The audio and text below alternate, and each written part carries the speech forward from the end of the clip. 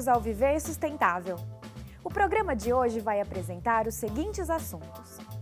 Ilhas de plástico matam mais de 1,5 milhão de animais por ano. Jovem ganha prêmio por inventar uma forma de retirar plásticos do mar. Práticas e consumos sustentáveis. Cerca de 1,5 milhão de aves, peixes, baleias e tartarugas morrem ao ano por causa de dejetos plásticos no mar. E o problema pode se agravar. Segundo estudos científicos divulgados recentemente em Quito, no Equador, 5 ilhas desses resíduos flutuam nos oceanos Pacífico, Atlântico e Índico. Quem nos fala sobre esse grave problema é o professor e deputado federal Mendes Tame. Olá, professor. Olá, Iria.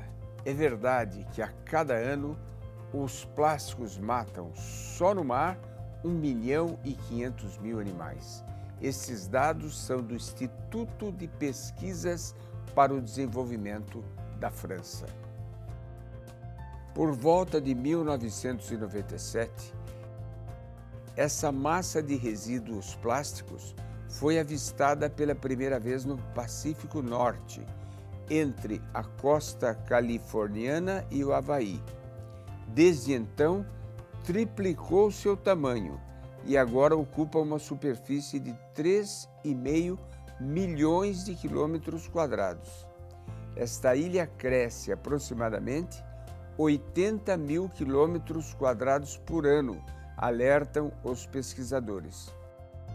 Muitas dessas partículas acabam sendo ingeridas acidentalmente pelos animais marinhos. E como o plástico acaba enchendo seus estômagos, esses animais podem morrer de fome. Tartarugas tendem a ser vítimas principalmente de sacos plásticos, que quando imersos são confundidos com água-vivas. Artigo publicado em 2012 por pesquisadores da Universidade da Califórnia, na revista Biology Letters, da Sociedade de Pesquisas Britânicas Royal Society, já advertia que esses resíduos de microplásticos, partículas menores que 5 milímetros, formavam uma sopa mortal para o ecossistema marinho. Albatrozes e outras aves marinhas comem as tampas de garrafas, que não são levadas para a costa.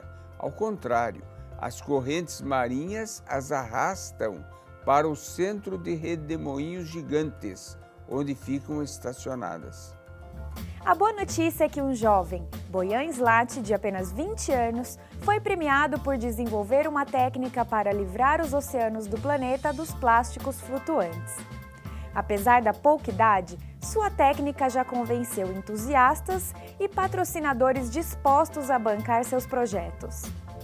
O fato é que o canudinho de plástico com que se toma um refrigerante, a bituca de cigarro, o papel que envolve um sorvete, que são jogados no chão, acabam indo para a boca de lobo, para a galeria, daí para o rio e acaba caindo no mar.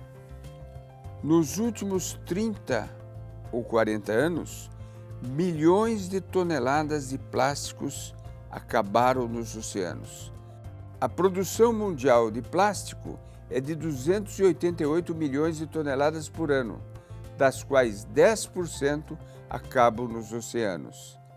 A alternativa de limpar o plástico dos oceanos com navios é uma alternativa cara e que demoraria muitos anos, milhares de anos.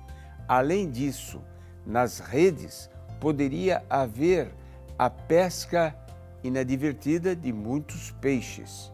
Por isso é que se procuram outras alternativas para enfrentar este custoso e difícil problema.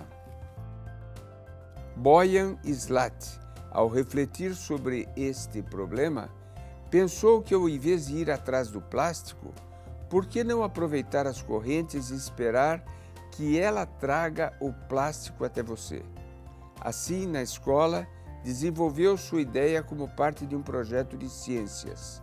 Uma série de barreiras flutuantes, ancoradas no leito do mar, primeiro capturariam e concentrariam os detritos flutuantes. O plástico se moveria ao longo das barreiras no sentido de uma plataforma onde seria então extraído de forma eficiente.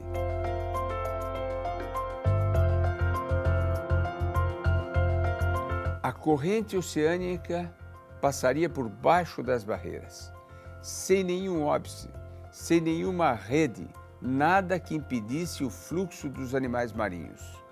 Por outro lado, o plástico retido nas barreiras seria reutilizado, produzindo novos plásticos ou óleo.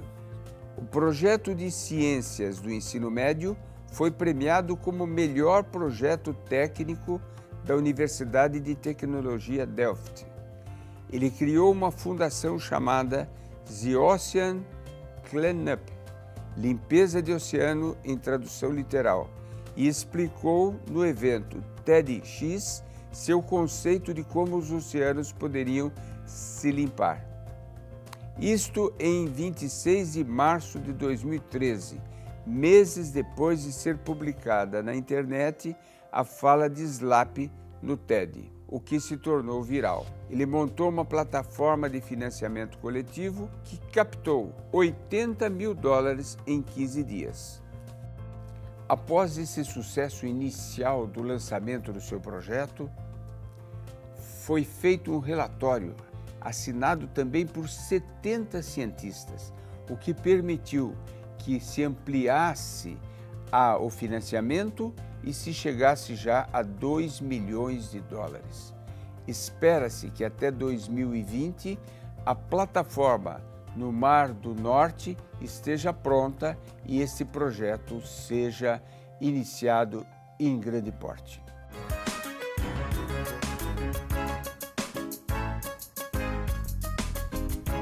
Meu nome é Jéssica, faço faculdade de moda e professor. Eu ouvi dizer que para aumentar a produção de carne, só bastaria usar as áreas que já foram degradadas ao invés de continuar desmatando. É evidente, é isso que deveria acontecer. Em primeiro lugar, recupero as áreas degradadas e não toco nas florestas. Mas isso não ocorre.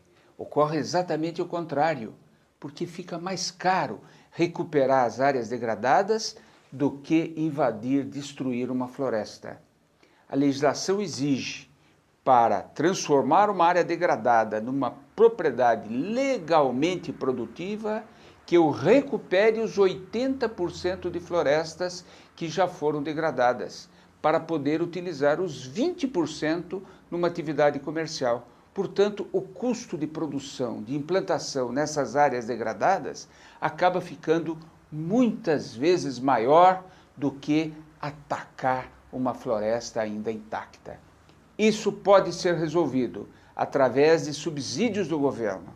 A forma de reequilibrar o jogo, estimular a recuperação das áreas degradadas, cabe a uma ação de governo, criando uma economia da floresta, criando incentivos para que nós recuperemos as áreas já degradadas. Você sabia que se cada casa brasileira trocasse apenas uma lâmpada incandescente por uma lâmpada econômica, teríamos uma redução da emissão de gases de efeito estufa equivalente à emissão de 1 milhão de automóveis? Esse número é equivalente à frota de veículos do Distrito Federal. Não percam o nosso próximo bloco, onde falaremos sobre aquecimento global e práticas sustentáveis.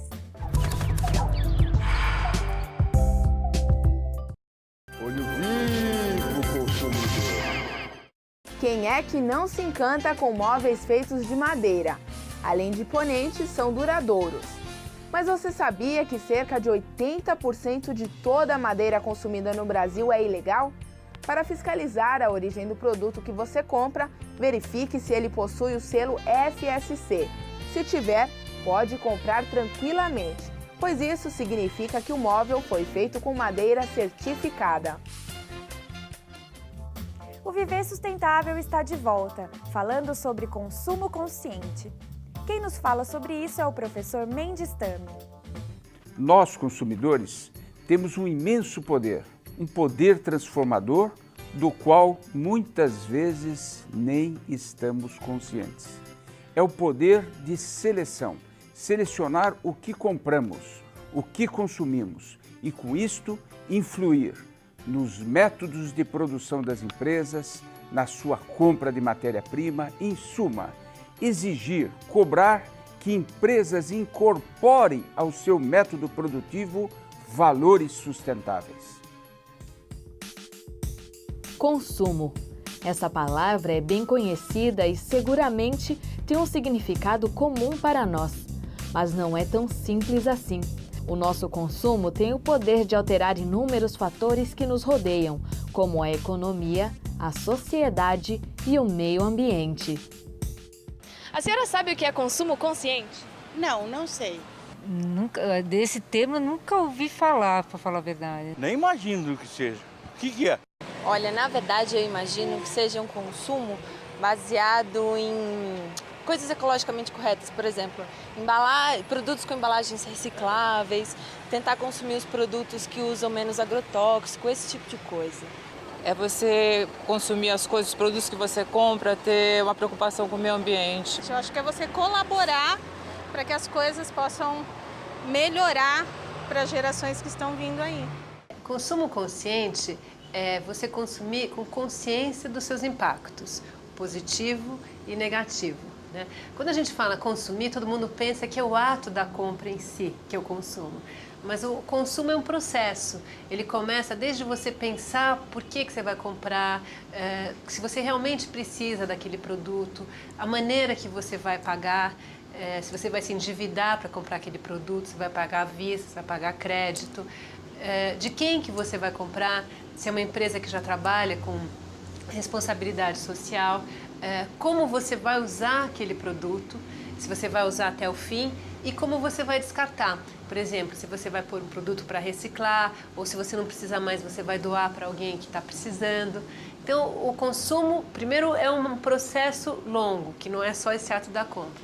E consumo consciente é você buscar, através do seu consumo, refletir dentro desses aspectos que eu falei, quais que são mais positivos, seja ambientalmente, seja economicamente, seja socialmente, porque a gente também pode estar priorizando, por exemplo, o consumo com uma comunidade que trabalhe com produtos reciclados, ou uma comunidade que desenvolva uma agricultura local, um orgânico. Né? É você conseguir olhar esses impactos todos e fazer uma escolha sustentável, ou o mais sustentável possível. E todo mundo pode estar trabalhando, fazendo isso no dia a dia. São esses pequenos atos do dia a dia que podem fazer sim muita diferença.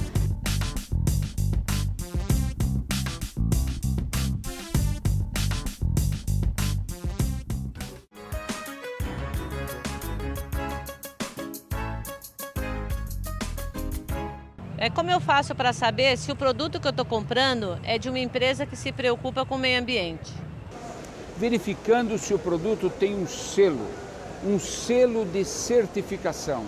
Há boas empresas internacionais e nacionais que colocam esses selos, que medem a certificação, rastreiam a produção do produto, para sabermos se aquilo que nós estamos consumindo advém de destruição de florestas, se é produzido com práticas sustentáveis e também selos que mostram se aquele eletrodoméstico que estamos comprando, ele é gastão em energia ou se ele é um produto que economiza, que poupa energia, que poupa água, em suma, nos dá, através desse selo, indicações para que nós possamos tomar decisões corretas e termos um consumo sustentável.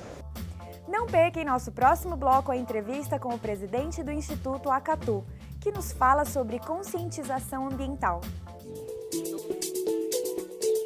O Viver Sustentável pergunta: onde está localizada a maior e mais eficiente torre eólica do mundo? Letra A, Brasil. B, Japão. C, Portugal. Ou letra D, Alemanha? A resposta você confere no próximo bloco.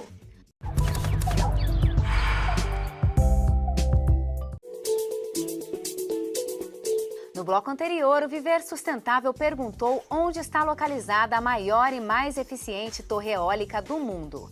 A resposta correta é letra C, Portugal. A torre E82 tem capacidade de produzir 30% a mais de energia do que as torres tradicionais. Assista agora a entrevista com o presidente do Instituto Acatu. Torelli, é um privilégio poder contar com a sua participação aqui no programa Viver Sustentável. O que significa a palavra Acatu? Acatu é uma palavra tupi, do tupi antigo, muito bonita. São duas palavras, A e Catu, colocadas juntas, onde o A significa ao mesmo tempo semente e mundo.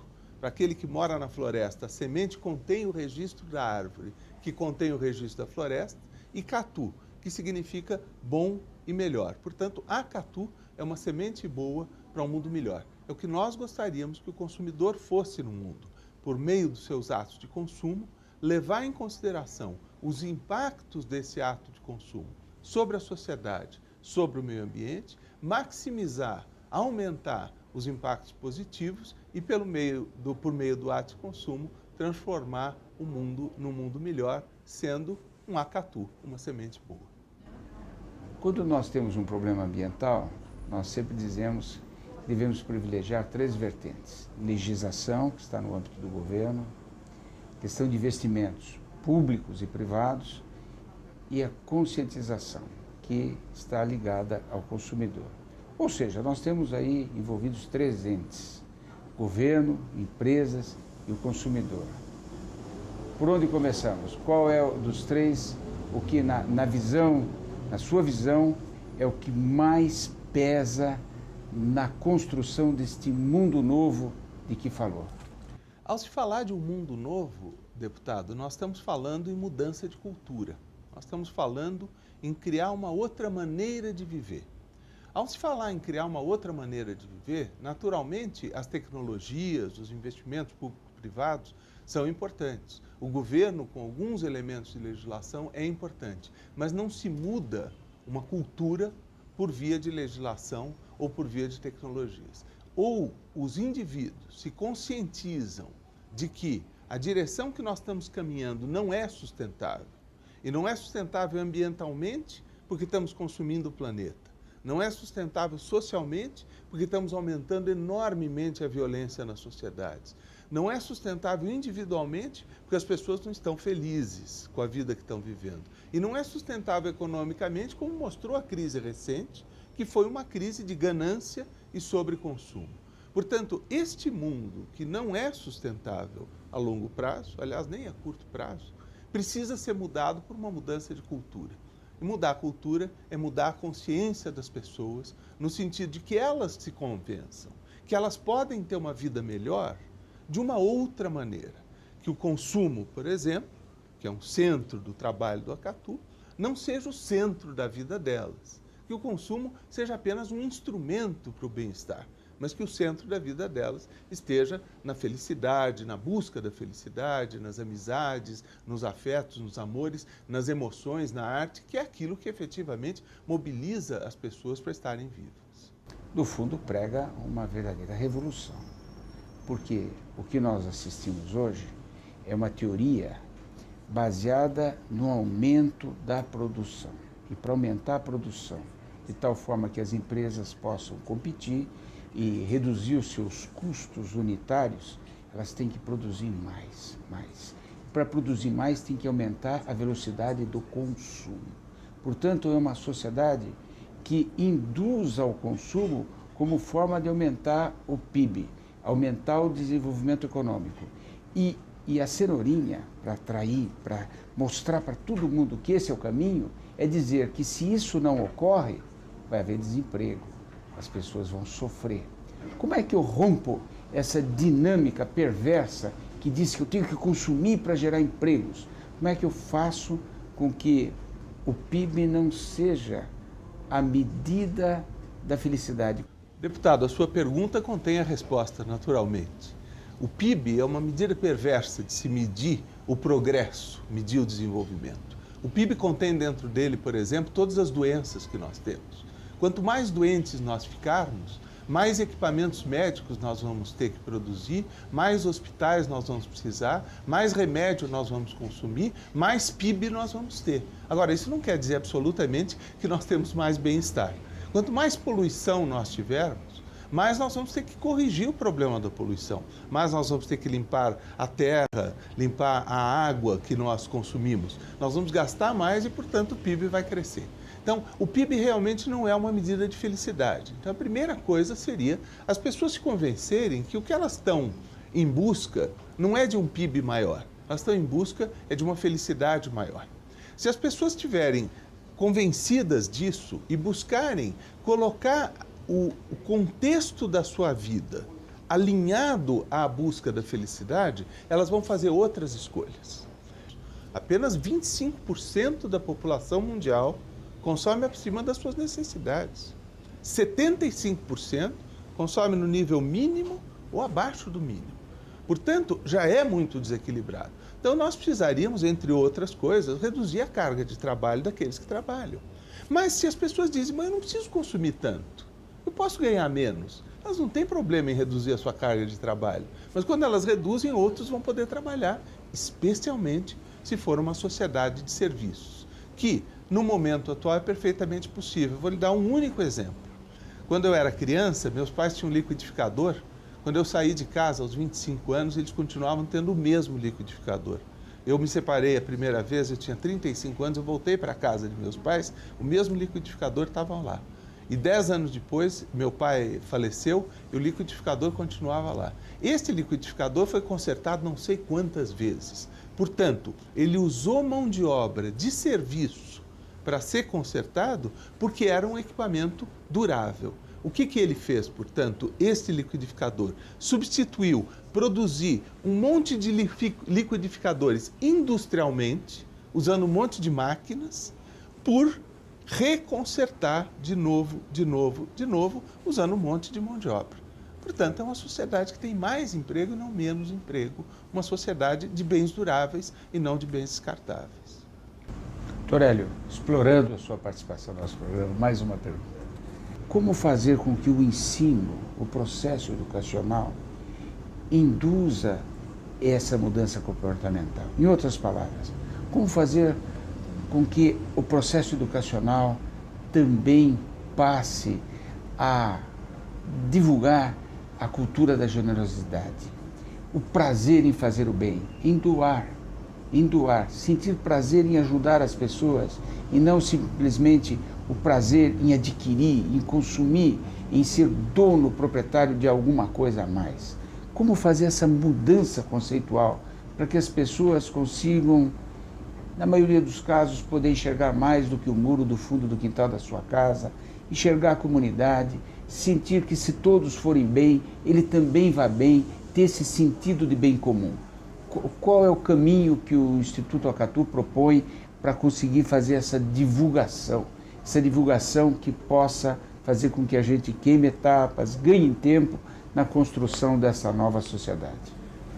Como construção de uma nova sociedade é uma construção de uma nova cultura. Nós precisamos conseguir, nesse sentido, atingir com esta mensagem, com esta visão, tanto os adultos, quanto as crianças, quanto os jovens.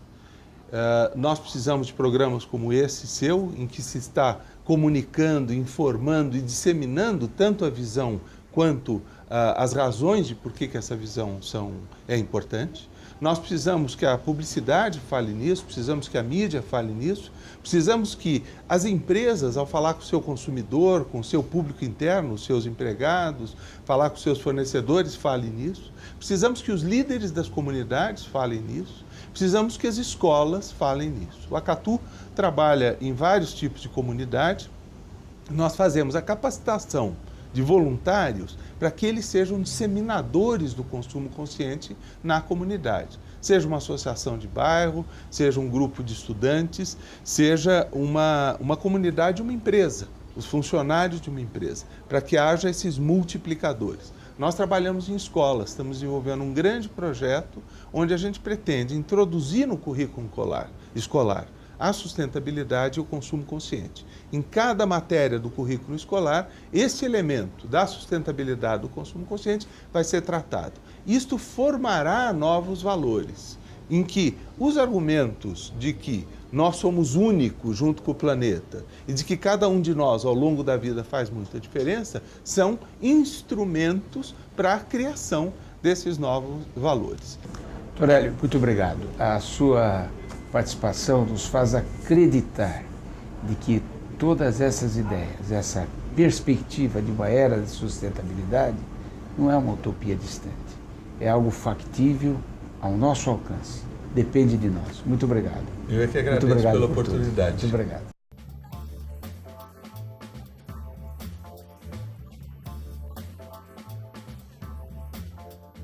Preço da tonelada do material destinado à reciclagem para a cidade de Goiânia. Papelão, R$ 340. Latas de aço, R$ 270. Alumínio, R$ 2.800. Plástico rígido, R$ 800. E PET, R$ 1.700. Participe você também do nosso programa. Mande sugestões de temas e perguntas para contato@viversustentável.net. Acesse nosso arquivo de matérias pelo site viversustentável.net. Lá você também encontra muitas informações sobre o meio ambiente. O Viver Sustentável fica por aqui e lembre-se, para mudar o mundo precisamos fazer a nossa parte e a sustentabilidade é o caminho.